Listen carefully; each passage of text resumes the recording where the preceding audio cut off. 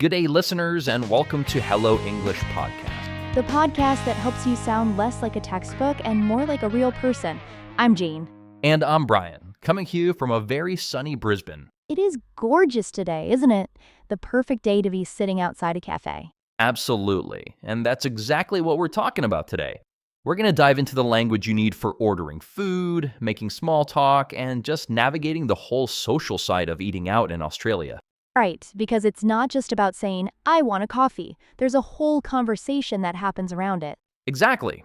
So imagine this. You've just walked into a busy cafe in, say, West End in Brisbane.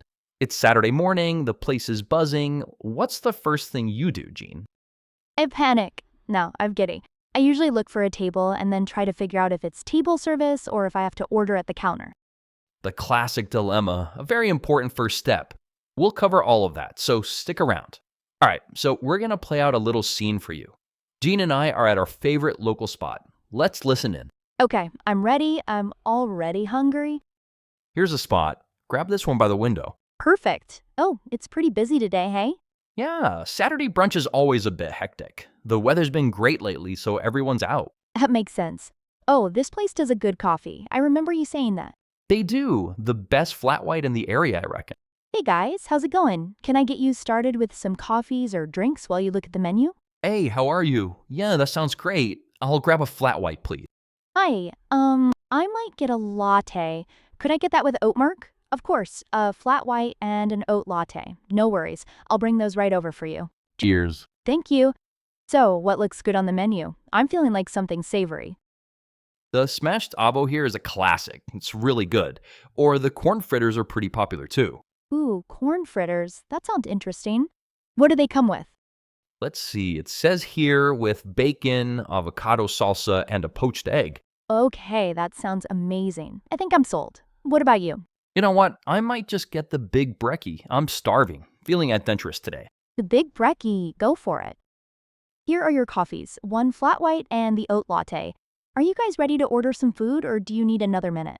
I think we're ready. I'll have the corn fritters, please. And I'll go with the big brekkie for me, thanks. Great choices. The big brekkie. Excellent. That shouldn't be too long for you. Awesome. Thank you. So, any big plans for the rest of the weekend? Not really, just enjoying the sunshine. Maybe a walk along the river later? Sounds like a solid plan. Can't beat it. And scene. I am genuinely hungry now. That all sounded delicious. Right? So let's break that down. There were a lot of little phrases and interactions in there. Jean, what was the first thing you noticed? The greeting from the waitress was really casual. She said, "Hey guys, how's it going?" Which is so different from the formal, "Good evening, are you ready to order?" that you might learn in a textbook. Exactly. That's super common in Australia, especially in a cafe setting. We're pretty informal. How's it going or how are you is just a friendly way to start the conversation. A friendly start. And a simple, hey, how are you is the perfect reply. And you said, "I'll grab a flat white," not "I would like" or "Can I have?" Is grab a common way to say that? Yeah, absolutely. I'll grab a coffee or I'll get a latte. It's just a more relaxed, casual way of ordering. Both can I have and I would like are perfectly fine and polite too.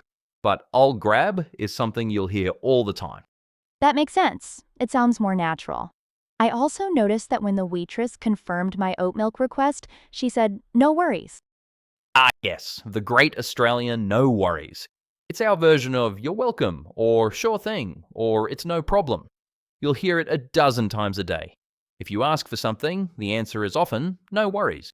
Okay, so it's a really positive, useful phrase to know. For sure. And another one is cheers. I said it when she took our order. It can mean thank you, but it can also mean goodbye. It's a very versatile, friendly word. Okay, so no worries and cheers. Got it. What about tipping? We didn't leave a tip in our scene. Is that normal here? Great question. Tipping culture is very different in Australia compared to, say, the United States. It's not expected. Hospitality staff are paid a full minimum wage, so they don't rely on tips. I see. If you get absolutely amazing service, you can leave a small tip, maybe round up the bill, but it's never required, and nobody will be offended if you don't. That's really good to know. It takes some of the pressure off. Definitely. The main thing is just to be friendly and polite. A smile and a thank you go a lot further than a tip here. Speaking of ordering, we ordered some pretty classic Aussie cafe drinks, a flat white and a latte. But for someone new to the coffee scene here, the menu can be a bit confusing. What are the essentials to know? That's a great point. The flat white is king in Australia. It's similar to a latte with a thinner layer of foam.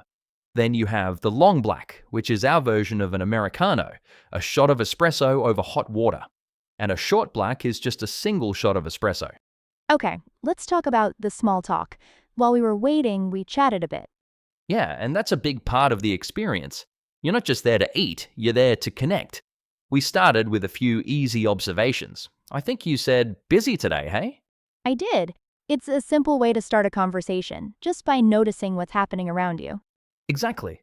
It's a low pressure way to get the ball rolling. Some other examples could be commenting on the weather, like I did. The weather's been great lately. Right, or you could say something positive about the place itself, like, this place does a good coffee, or I've heard the food here is amazing.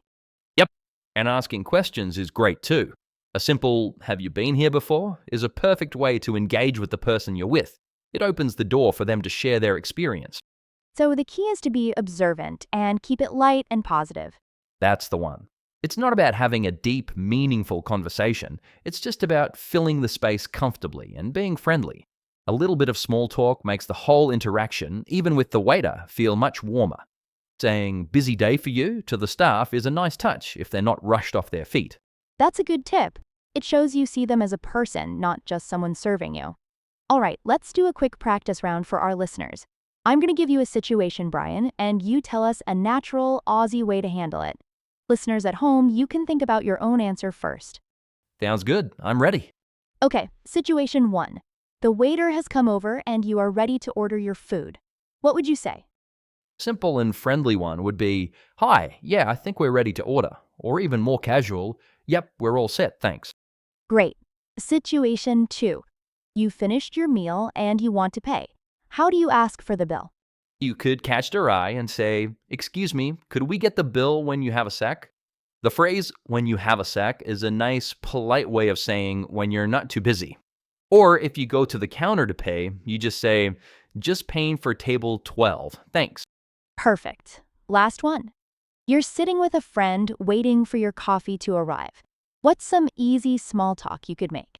I'd probably go with something like, so, what have you been up to this week? Or comment on the coffee that's just arrived at the next table and say, ooh, that looks good. I'm looking forward to our coffee now. And that's our time for today. I hope that little deep dive into cafe culture in Brisbane was helpful. I hope so too. The biggest takeaway is just to relax, be friendly, and don't be afraid to use some of that casual language.